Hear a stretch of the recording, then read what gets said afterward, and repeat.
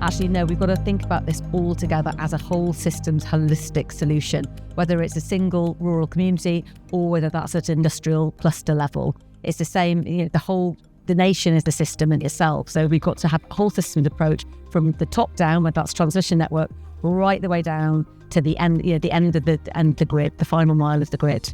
Welcome to Talking Infrastructure, brought to you by global infrastructure consultancy AECOM. In this series, we'll be discussing the hot topics, key projects and innovations that are helping to solve some of the world's most complex infrastructure challenges. Hello and welcome to Talking Infrastructure. We're now at season 4 of the podcast, and some things are new, like me. I'm Toby Sadler and I'll be the new host of season 4, taking you through the next 6 episodes. But of course, things that are more important than me are our guests we have with us today. So let me introduce you to them. So first of all, we have Sarah Falconer, who is from AECOM. She's Energy Planning, Consenting and Development Lead for the firm, so knows a thing or two about getting projects to green light. So welcome, Sarah. Also, Kate Gilmartin, who is CEO of the British Hydropower Association. It's a leading trade membership association solely representing the interests of the UK hydropower industry. So Kate knows a thing or two about energy transition. And our last guest here, Dan Nichols, who is Chief Product Officer at Synergy, described as a next generation infrastructure company that think microgrids and smart grids, and you'll be taking a step in his general direction. So let's start with Sarah. This episode, should have made it clear at the top, is about energy transition. Bring us up to speed, I suppose. Where are we in 2025? What's your take on energy transition? How are we doing?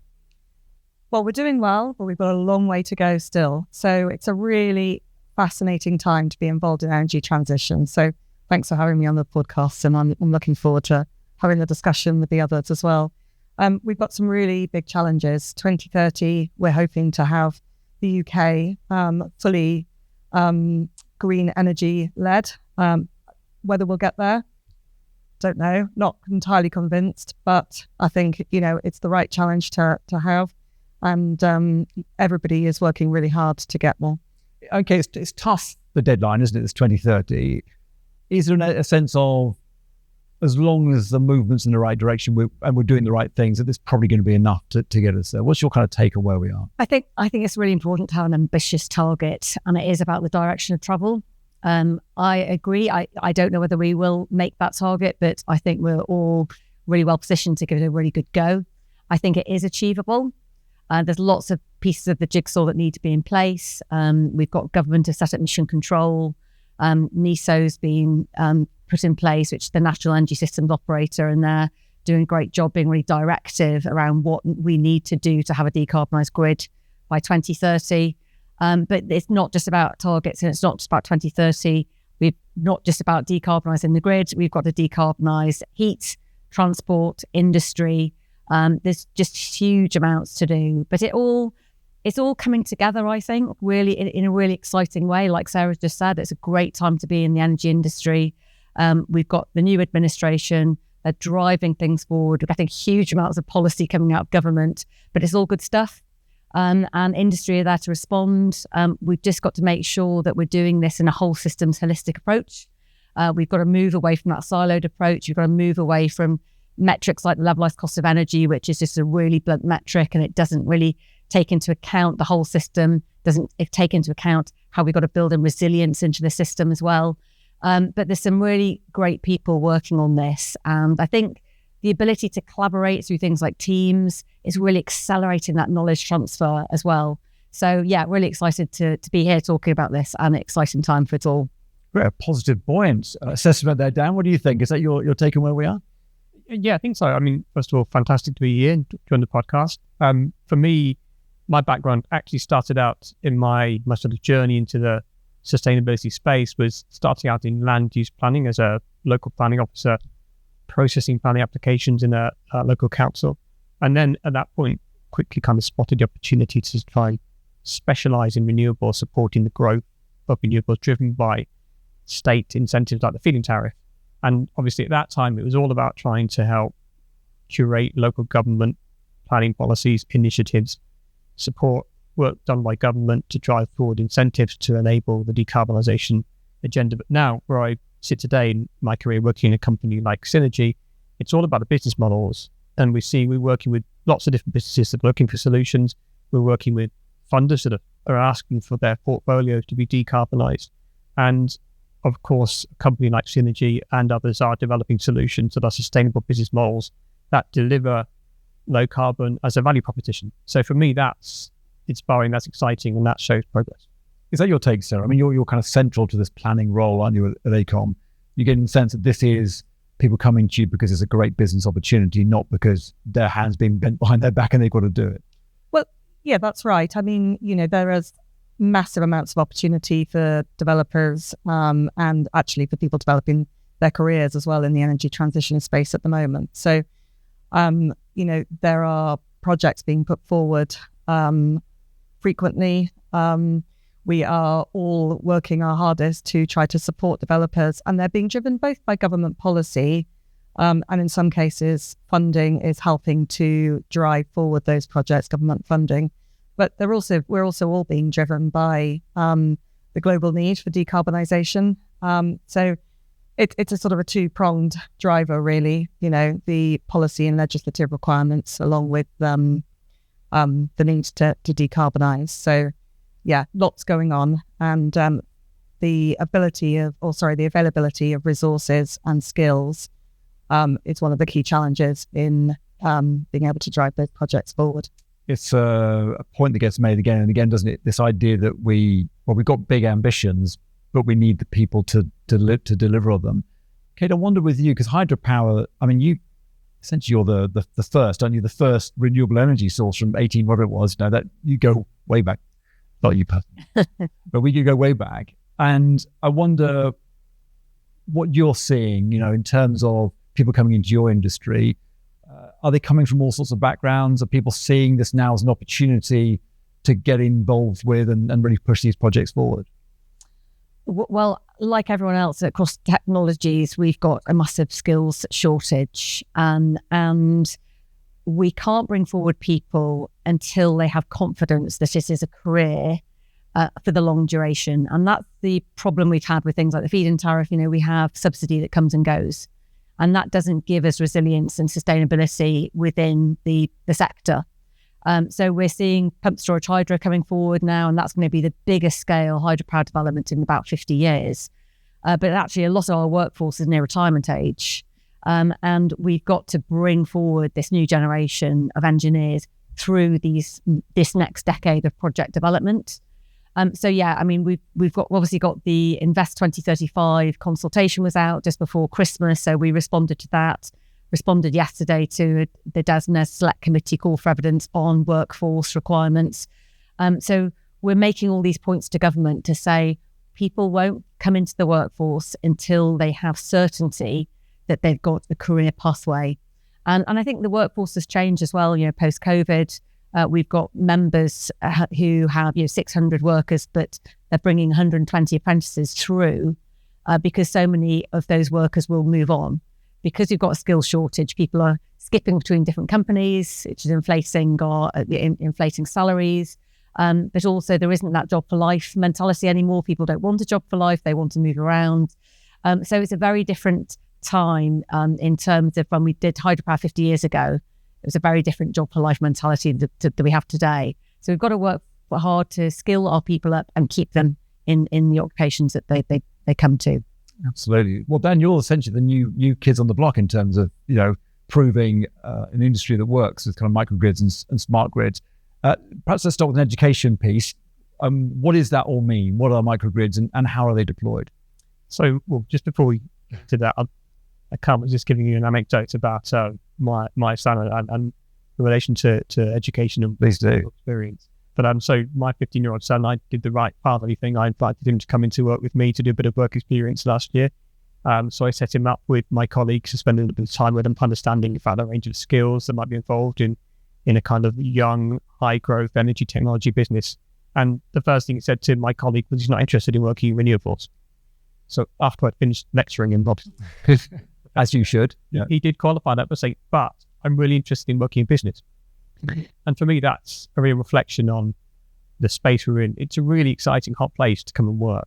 Just thinking of the skills that are required to bring forward any form of energy solution, low carbon energy solution today. Your software is prevalent, you can be an engineer, of course, you can engineer, but you need to know about economics. You might need to know about regulation, real estate, the rules concerning the environment as well. And so all these things come together with, of course, policy, regulation, law, and things relating to consumers. From our point of view, what is a microgrid? It's really about bringing together all of those different disciplines and capabilities to provide an energy solution that decarbonizes a place and does so in a way that benefits both the wider economy and people that use energy. So for me, being in this space at the moment, really exciting. It brings forward multiple kind of disciplines, brings forward multiple sectors, and that's how we're going to decarbonize our built environment. And in some ways, that's the point you made there is really good. I'm glad you set your offspring straight in what they should be doing. But there's that point, isn't it? That you're looking at an industry that previously was a fringe industry, up and coming. But actually, what we're talking about here are cutting edge technologies, cutting edge engineering, right at the forefront of developing these ideas. Is that part of the problem we've got? Do you think? So we've got a sort of people got a misunderstanding of what we're trying to do here.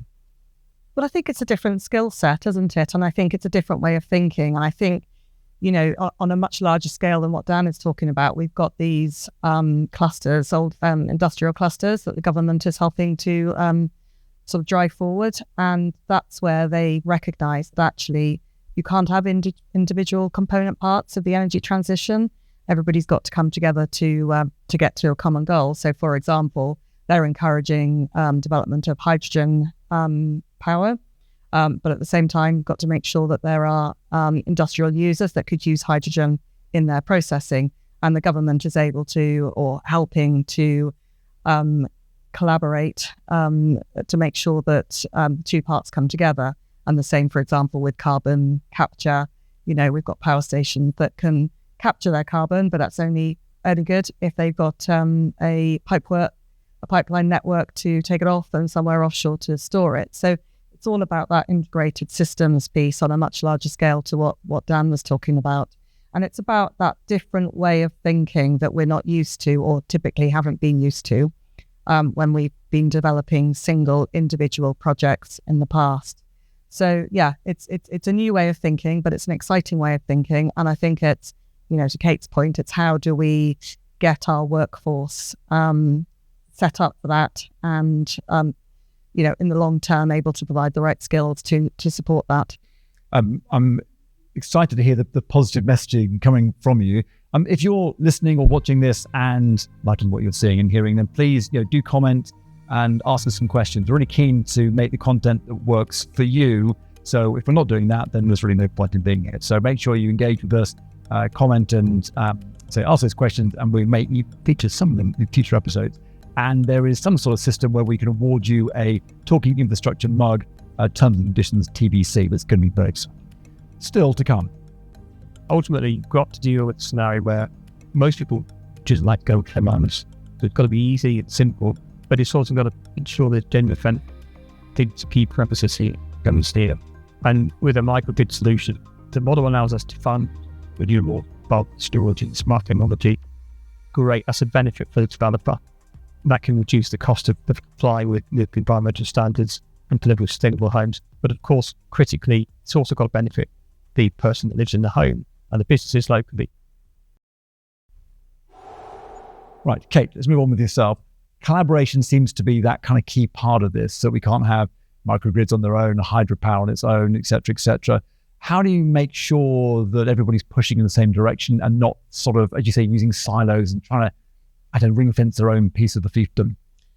Well, yes, both to Sarah and Dan's point, this is about a whole systems approach, and Sarah's is talking about that industrial cluster, which is obviously the macro scale, whereas Dan was kind of talking more on the micro scale. And we talk a lot about local energy solutions, and that's where we need hydropower. So think about a rural community, it's the end of the grid. How are they going to decarbonise their heat, their transport on the end of the wire? So it's about looking at what that local energy solution is, putting generation in, which might be hydropower, then putting in electrification of heat and transport as a flexible load, along with some storage and a smart system, which might be a microgrid, it might be a virtual microgrid if it's retrofitted. So it is about bringing all those things together And I think that's in terms of the collaboration, it's about setting out that vision and saying, this is what it needs to look like, and let's work back from there. This is how we all need to work together to achieve that goal and that vision. So coming out of those silos of going, okay, well, we're renewable generation. We don't think about heat. We don't think about transport. We just think about grids. Actually, no, we've got to think about this all together as a whole systems holistic solution, whether it's a single rural community or whether that's at industrial cluster level. It's the same, the nation is a system in itself. So we've got to have that whole systems approach from the top down, whether that's transmission network, right the way down to the end, the end of the grid, the final mile of the grid. Because we're talking about changing technology in terms of solving these problems, but also changing behaviors. And Dan, I'd be interested to get your take on this, because you're talking about powering up communities, but of course the behavior of the community is changing, that we're trying to create more towards having electric vehicles. And so and other demands on the network. Just on that sort of, I guess, people's behavior, what trends are you looking at in terms of behavioral change, and how are you getting ready to meet those? Yeah, so this is a significant challenge for us. I mean, Synergy was set up to tackle the challenges associated with electrifying the built environment. And the key challenge that we've been seeing over the last 2 or 3 years is the issue of how do you electrify a new town that you're building or a new industrial estate, and do so, and then successfully connect that site or that estate to the grid in a way that's cost effective. We're seeing, I think last year, for example, Knight Frank produced a report, which was a survey of 50 house builders, which found that more than a third of new housing projects across the UK were impacted by grid constraints. So that's around, according to their numbers, about 15,000 homes which are currently stalled because it can't connect to the grid. So that's a real problem, and that's driven by the fact that you're thinking about things like electrification of transport. You're thinking about maybe electrifying heating, hot water, and so on. Exactly these things we need to do to get away from the high carbon emission economy that we have. But that does create these problems, and that problem then sits with the house builder. And the people that maybe have the solutions, or maybe the energy geeks like me that are working in a different sector. So we have to bring those sectors and knowledge together to find the solutions. And obviously the microgrid technology that we build, we own, we operate, we deploy as a solution for house builders and for developers of industrial estates and science parks and so on.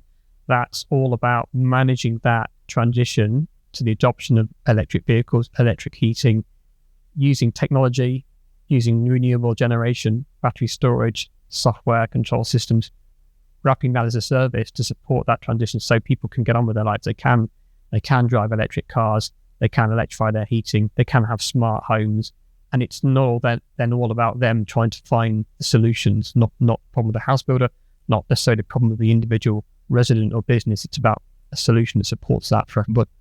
It's a lot to take on board, though. If you're a developer and you're trying to put through a planning application, and shall we go with what we're used to, or shall we try the new technology and essentially roll the dice a little bit on it? In your take, Sarah, when you're seeing people talking about planning things and looking ahead, are people then leaning into it, or are they kind of waiting and seeing a bit? What's the sort of the mood would you say in people you're talking to?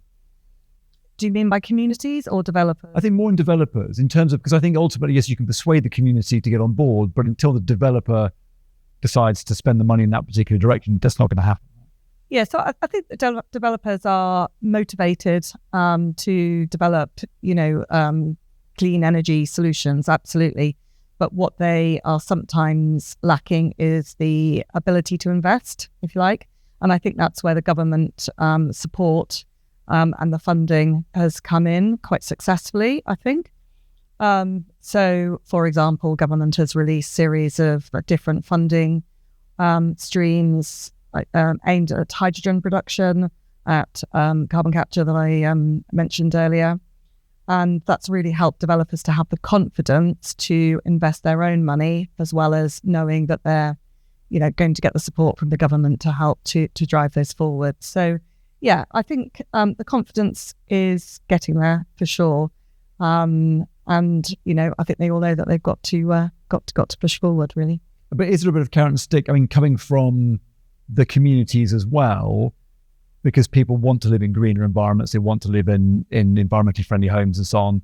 So when they're looking for a new place, they say, does it have the credentials that I need? Yeah, and the communities, as Dan said, it's absolutely, it's crucial, and it's a really critical part of the planning process is to engage with those communities and really to make sure that we're bringing them along with the development. So engaging with them at all stages, but particularly at very early stages with, site selection, kind of technology options, etc. You're never going to be able to please everybody. But you've got to absolutely, do your utmost to engage. And I think, the mood music is changing. I think, increasingly people accept that there are going to be solar farms and wind farms, in the countryside, and that old industrial areas will be redeveloped using newer, greener energy. So, I think the communities are coming along with it, but it's absolutely critical to keep engaging with them and getting their buy-in as much as possible.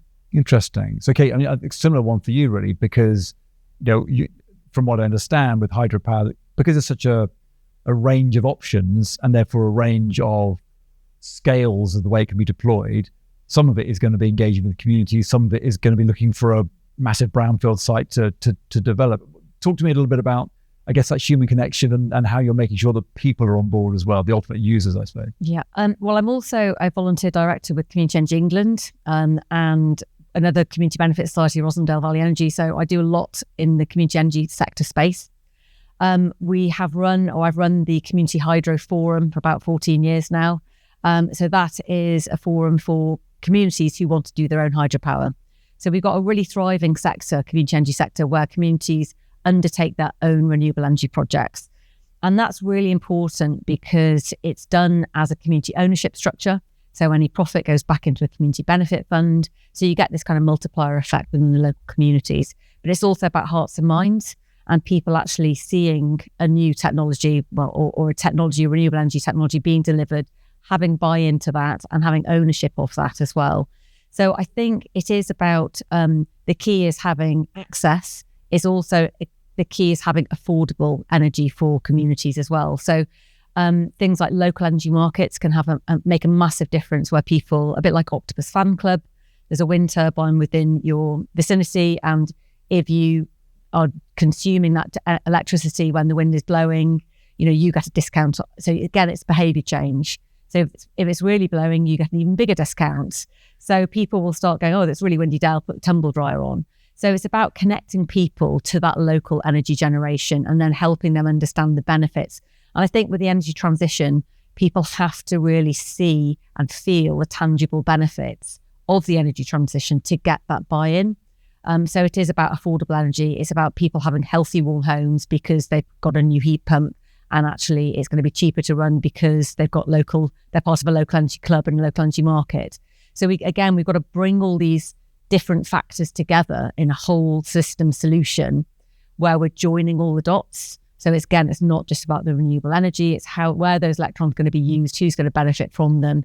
And then that community is then going to buy into the project as well. So that's on the small scale. Obviously on the really big scale, like pump storage hydro, people aren't going to be generally going to have ownership of a pump storage hydro facility. So we have to really think hard about what the community benefits from, whether that is obviously with wind farms, you get £5,000 per megawatt going into a community energy fund. But that's kind of quite a passive transactional approach, whereas actually we can think harder about the legacy. So for example, when older hydro schemes were built, they actually built housing for the workers, and then that housing is there for the community after the construction is done. And certainly SSE networks are looking in terms of their transmission upgrades to build, I think it's 2,000 houses, which will then go into social housing. So it's a lasting legacy benefit for the community. And things like that are really key to get people and communities to buy into what's happening around them. It can't be done to them. It has to be done with them. It's interesting. You're talking about the community there and sort of educating them about where the electricity comes from and therefore motivating them to say the changing landscape is potentially a good thing, wind farms and solar farms and so on. I wonder, Dan, you're looking at communities where you're essentially providing this micro network for them. Do they care where it comes from? Or are we saying to them, you can have a warm house, running hot water, and it will be green. But is there an interest from the people you're talking to say, yeah, but where's it coming from? I want to invest in solar versus wind versus pump hydro, whatever it is. Yeah, well, I mean, at Synergy, me personally, we've always held that belief that if we're going to successfully transition, we have to do it with people. We can't just do it to people. And these business models that are emerging now really are starting to take that on board. And the microgrid solution is no different. In the context of a new housing estate or a new town, where we're developing a microgrid solution for that location. Of course, at that time, there's nobody there at the time you start to lay the infrastructure, but then people move in. Ultimately, you've got to deal with the scenario where most people would just like to get on with their lives. So it's got to be easy and simple, but it's also got to ensure there's genuine benefit. I think there's a key premise here. And with a microgrid solution, the model allows us to fund the renewables and fund the storage and the smart technology. Great, that's a benefit for the developer. That can reduce the cost of complying with environmental standards and delivering sustainable homes. But of course, critically, it's also got to benefit the person that lives in the home and the businesses locally. So again, the microgrid will deliver a lasting saving, equitable saving for all residents or business in perpetuity. And that's kind of the key premise of the model. That we believe in that. We have a personal relationship with the resident, and the model actually allows for community ownership. So I think, that's always been dear to my heart as kind of how we deliver models to enable the transition. And even with the fact that people aren't there on day when they move in, I think it's still a key premise of these solutions. They have to be there to make sure they support people and make a convenient, easy, low carbon, low cost energy solution.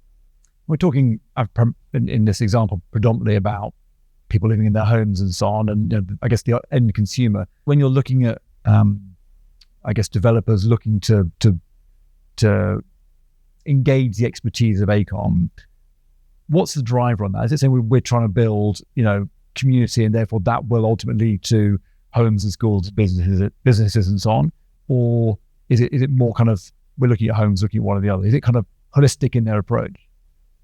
Yeah, I mean, I guess, the majority of the work that we're supporting from AECOM's side, the type of work that I'm supporting on, is directly for the developers. And so, they're being driven by the need for energy security and increased energy supply. And so that's probably the main driver that they're looking at. But I think there are increasing areas where businesses, they're looking at it as a holistic area. And I think these industrial clusters are exactly, a good example of that.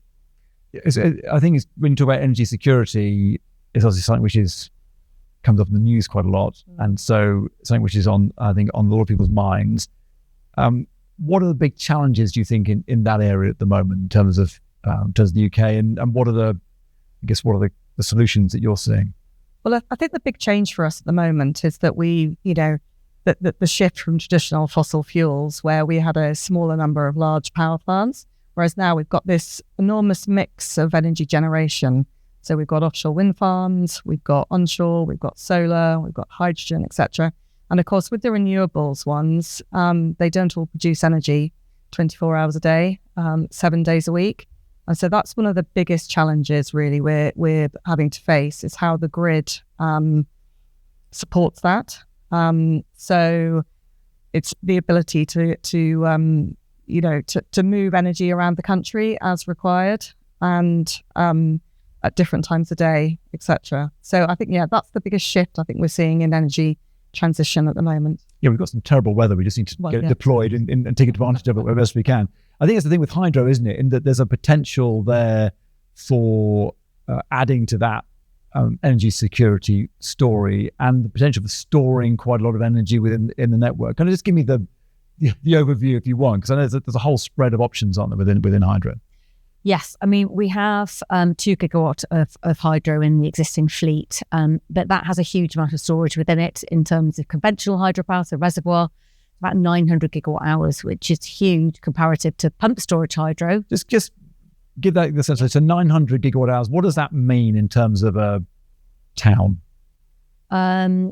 It can be broad, but just give us a sense. I don't think I could say really in terms of, just to give you some comparators, pump storage hydropower. So we've got 4 existing plants that are operational, and they have 26 gigawatt hours of storage. So 900 in terms of the reservoir hydro is huge. And current battery storage sits at about 6 gigawatt hours. So it's so dramatic. So it's really dramatic, yeah. And in terms of pump storage hydro, obviously there's about 11 projects in the pipeline, and bringing those forward would give us another 200 gigawatts hours of storage. But we still need more. I mean, as Sarah was just saying, we've just had a period of low wind last week, which meant that the spot price of energy was about, I think it was something like £1,800 per megawatt hour. So really, really expensive and not sustainable. So we want to do more hydropower. We've got another gigawatt capacity out there, and it's really important because hydropower it delivers across winter and it delivers across peak tea time demand. It's got a much smoother generation profile than wind, which can stop, and whereas hydropower has the latency of the land. Obviously it's weather driven because it's rain dependent, but the ground absorbs that rain and it goes quite slowly into the catchment, depending on the catchment. So we can do more hydropower. We can also do tidal range as well. So tidal range is where you have a lagoon or a barrage and it basically holds water back. So it behaves like low head hydropower. We've got about 20 gigawatt potential in tidal range in the UK. We've got the second highest tidal range in the world, and we're not utilising that capacity, which is really it's really frustrating for us in the hydropower industry. I bet it is. Yeah. So we're pushing really hard to say, actually, in those periods of low wind, the tide is obviously gravity. It's the moon. It's non-weather dependent, and actually we can rely on that generation twice a day. And actually we can hold water back as well, so it can be dispatchable energy. So low carbon dispatchable energy is the holy grail. That's what we need more of. So there's so much more we can do to bring forward the stability in the grid that we need, as we have a huge percentage of intermittent renewables powering the grid. And I also just always talk about resilience as well. And we talk about energy security. We're driven by the global fossil fuel market, which, as we know, is massively volatile. We're going into uncertain geopolitical era, as we have more extreme weather events, etc. as well. So we should really be thinking about what is the infrastructure we need, not just for our generation, but the next generation and the generation subsequent to that as well. And as I said, the hydropower fleet has basically seen the rise and fall of coal, nuclear, and now gas, and it's still generating. This is intergenerational assets which are there, to give us that resilience. So I think resilience is the key term, not just energy security. We need to think about energy sovereignty and energy resilience. Okay, thanks. Well, in a moment, we'll hear more about what needs to change to make all of these technologies, I guess, more accessible to people.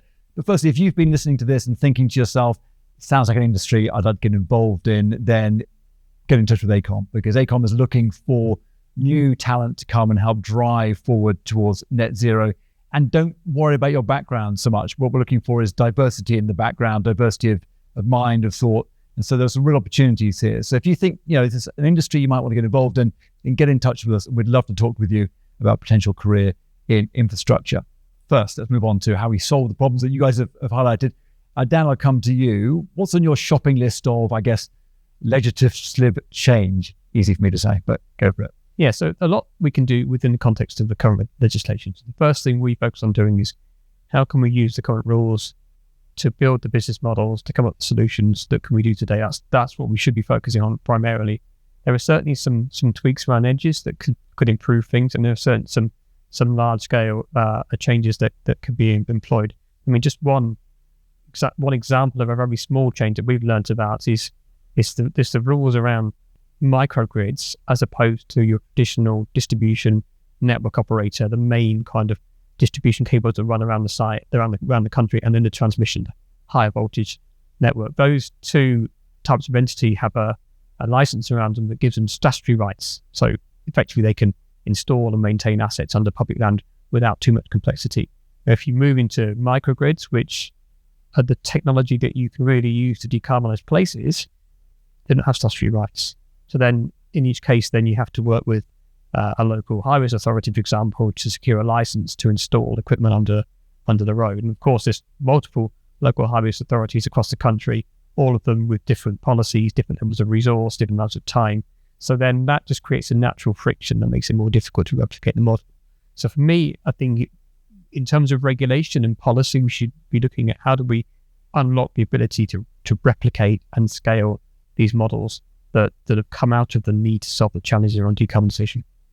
And do you think that is because, I guess your part of the industry is still relatively new, at least compared to hydropower, and so people haven't quite understood the need and therefore how to make things better? Or do you think that there's a reluctance at the moment because it's still new and emerging, and a bit like Sarah was saying, some people aren't prepared to jump fully in with both feet?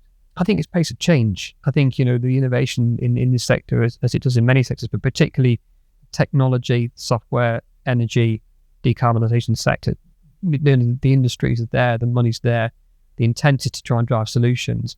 And of course, regulation's not always designed with the future in mind that's potentially unforeseeable at that period of time. So for me, it's just the need to solve these problems around decarbonisation, electrification, creating solutions that enable capital to be deployed, but also for residents and individual people to capture benefit from that transition.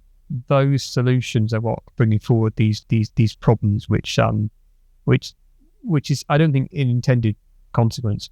But I go back to my first point. Nevertheless, the focus really is around using the rules as they stand today to try to create solutions that we can deploy now to solve these problems. Sarah, what about yourself? I mean, just planning in general is beset with, did you say pitfalls? Is that how you ready to put it? What would you like to see that world smoothed out and so that what we talk about here is some hugely positive opportunities and real kind of, literally world-changing technologies. Frustrating if we don't see them because of bureaucracy. What do you want to see change? Well, I think the planning system is set up. It's quite a process-driven requirement, if you like. But I think there are lots. It's almost for good reason. Absolutely, yeah. And it's there to protect communities that we talked about earlier, and importantly, it's there as well to protect the environment, and not just to protect it, but to enhance it as well. So that's a really important part of the planning process. But within that, I suppose there are ways that we are always challenging ourselves to be able to get projects through the planning system as smoothly and as quickly as we possibly can. So there's lots there that can be done, and the engagement with local communities and with the environmental regulators is a critical part of that. So early engagement, proper deep engagement to really understand concerns and the ability to respond to those. There's also a lot as well about what we can do in the design of these developments. So, what the ultimate aim is to design away environmental and community impacts. You don't always get to that point where you've designed away all of the impacts, but at that point, it's about how you identify appropriate mitigation.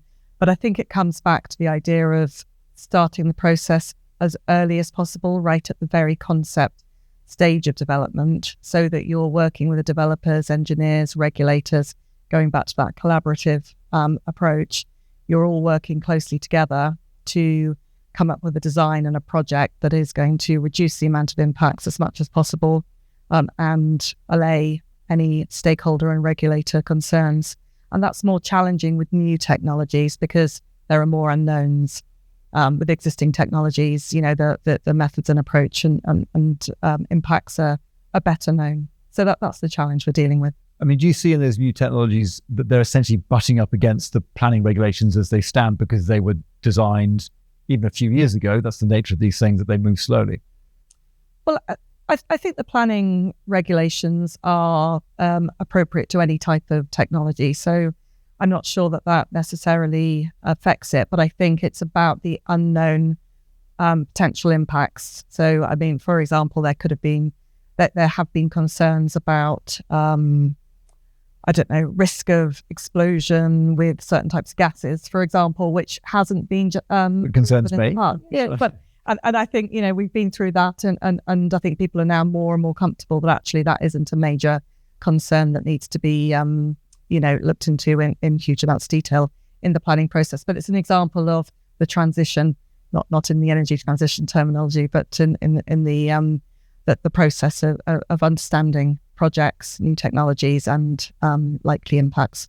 Okay. I mean, Kate, we were talking just a couple of minutes ago about the frustrations you've got in terms of wanting legislation to change so that it can really harness the various, opportunities that hydropower offers.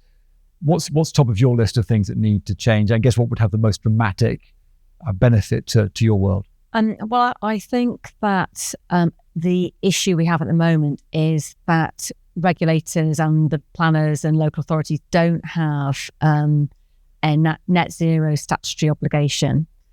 So they don't have to consider net zero.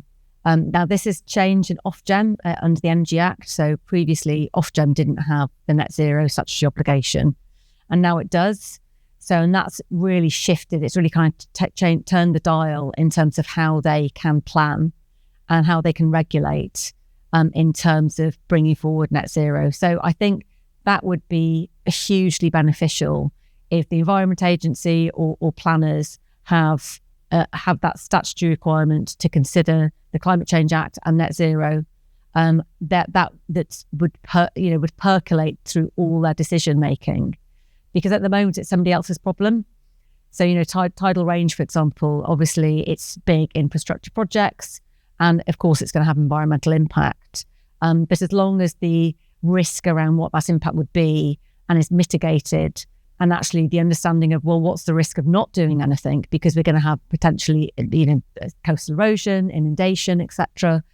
So that needs to be considered. What's the risk? What's the future going to look like if we don't do carbon reduction? And I think that doesn't come through at the moment in terms of environmental regulations. It's very much business as usual and looking at scenarios in today's world rather than, well, what happens in 20 years when we have got significant climate emergency and more extreme weather conditions. What's the impact then? So we are in climate emergency, and I think sometimes that really does butt against the regulators in terms of their priorities and the consideration of what their thoughts are on climate emergency. Yeah, and also, it'd be interesting to get your thought down on this, because you're pushing ahead with new technology. What Kate says is a concern that people aren't necessarily all pushing in the same direction. A lot of companies, certainly the last few weeks, have been rolling back their own obligations. Government also has gone from its commitments aren't quite as concrete as they used to be. What message does that send to you in your part of the industry? Does that concern you? Yes, it does. I think it concerns me as an individual as well as someone who's trying to bring forward solutions to support the wider economy. Thinking back to my early days when I was working in a local planning authority, one of the common questions I received from the politicians, the members of the committees, was, why can't we just mandate solar panels on every new home? And it was asked in that way. We just don't understand. It seemed to be the most obvious thing that you could do as a local authority. And actually, while you're at it, why don't you just do it nationally? And we're very aware that that's a national debate at present. I think there's a private members bill reading this week on that particular topic. So it is something that it has public and political support, but it's not something we've achieved. And this is over the course of the last 15, 20 years, we've had this conversation. Ultimately, what I've learned is of course, it does have unintended consequences. The cost of adding that technology to new build housing is a challenge. It's a viability challenge. I talked about the grid. When you start to deal with electrification, generation and demand, it creates problems interacting with the grid, and that creates very significant cost uplifts in some cases, some millions of pounds, sometimes tens of millions of pounds of additional cost for development to electrify and connect to the grid. And so the key thing here is we want to do things. The obvious thing is to put solar panels on new house roofs. Yes, it creates additional challenges for our house builders. So my response to that was, what is the solution? Can we find a way of doing that? It doesn't create a problem for house builders. But if we can unlock those ideas, well, let's get on with it. Let's mandate it. Let's deliver those easy or relatively easy solutions. So for me, I'm really keen to see a bit more progress in relation to taking those strategic decisions. But I think as I sit working for a company like Synergy, I'm kind of pondering, what more can we do to get the message out that say there is business models out there like microgrids where that cost can be removed from the equation. So you're not having a battle between a local planning authority around, well, what's the affordable housing level of this scheme versus how sustainable can it be? That's something we shouldn't have. We should have affordable housing and sustainable housing. And we're not having a battle with the grid saying, well, okay, I'm going to have to pay a lot of money to reinforce the grid to connect my new electric housing development. And of course, in the context of all of this is regulation around building regulations. The government is also looking to bring forward this year under the Future Home Standard, which is grappling with those issues. Should we say no more gas boilers in homes? Should we say homes should have solar panels as default? So these are big issues that the government, the policymakers are pondering on right now. And to me, there's a really strong message saying we need to take this decision. We need to push forward. We need to avoid these situations where we're building houses and building communities and towns that we're going to have to retrofit in 10 years' time, and maybe sooner than that if we're going to deal with this climate agenda that we're talking about. Okay, well, we're almost at the end. I don't want to end up on a negative. The world's coming to an end. So let's just go around and give me your sort of positive take on where we are. Let's finish with it on some good news. Sarah, kick us off there. What's looking good at the moment? I'd probably finish where I started, really, which is it's just a really exciting place to be right now in terms of the energy transition, the technology development, individual people's careers. Careers are being built on energy transition now. And I think, it's where the country needs to go. And it's an exciting place to be. I think that's my main message, really. Get behind that one. Kate, what about yourself? Yeah, I think similarly, we are seeing technological progress, just absolutely accelerating. And lots of different parts of the puzzle coming together. And I think that we are ambitious. The 2030 target, we started off by talking about that. I think we can do it, but it's about getting over the hump of inertia. And I feel like we have got over that hump of inertia. I mean, we've been doing this for a long time and it's been quite painfully slow progress. But I really feel like now the next 5-10 years, by the time we met back here on the sofa in 10 years' time, I think we'd look back and go, wow, that was exciting. And we'll have done so much, I think, in the next decade. Boyd, with that enthusiasm, Dan, if you can trump that, go for it. That. So for me, it's all about, it's two things really that really energize me at the moment. One is the transition away from reliance on doing the right thing because it's the right thing, state funding incentives to try and drive our decarbonisation, to the economy saying we want to do this. And my reflection on that is we talk to one of our clients that manage large, say, portfolios of logistics shed, for example, and one of the things we ask them is what is driving your need to engage with people like us for solutions. And one of the key commonalities we're seeing is the people that own and invest in this infrastructure are asking for it to be decarbonised.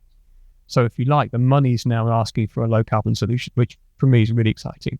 And the other thing for me is just the quality of individuals that I work with in the sector. I mean, I've never worked with more exciting, vibrant, different people with great ideas of all ages. So I'm really excited about the future. I think we've got a great segment to be in terms of the opportunity for people. And of course, we're responding really well to the problems we face, which have not gone away. There remain major challenges, but I can see how we can solve those problems.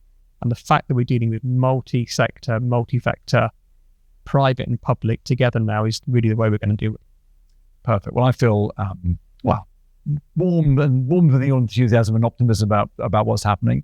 We're going to have a little section on the end of the podcast, which we're going to call the AECOM Takeaway, working title. We might have to change it. So we're going to say goodbye to Kate and to Dan. So Dan Nichols, Kate Gilmartin, thank you so much for talking to us and giving us your insights. And we will come back with you, Sarah, in just a moment.